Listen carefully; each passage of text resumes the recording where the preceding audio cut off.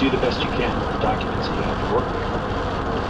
There's one fascinating figure here who was on Cook's voyage, or much of it, who was not an Englishman. He was a Polynesian man named Mao, who had joined Cook's second voyage, was interested in joining the war. He did so, became a seaman, and then goes to England, where he becomes a celebrity, this Polynesian man. Tell us something about his experience.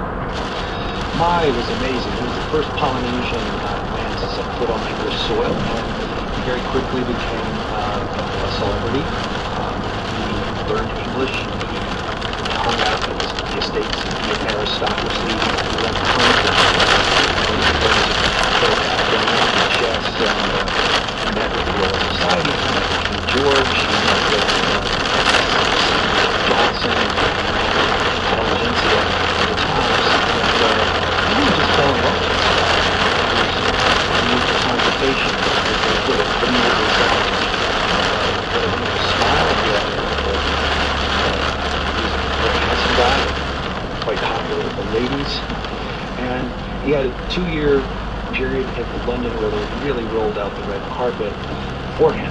And but then King George said, "We're going to take you home. We got to find a way to get you home." And that ended up being errand number 1 on Captain Cook's third voyage, which is to bring him home, bring Mai home to Tahiti with his belongings and with a bunch of animals, and ensconce him back in his home island, partly for his own good, but also because they wanted to sort of show Tahitian society how great England was and all these belongings that they had given him. They wanted to impress Tahitian society that England was the best, better than Spain, better than France. So that's a big part of the voyage and a big part of really a big part of the book.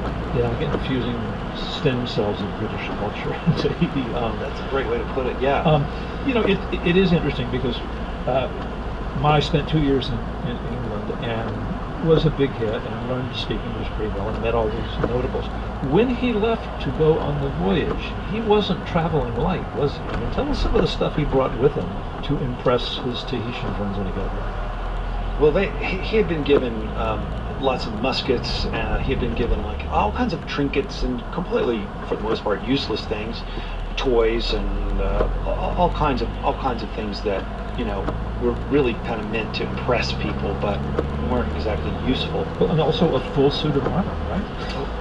He was also given a full suit of armor. What are you going to do with chainmail and a full suit of armor in tropical Tahiti? I'm not really sure, but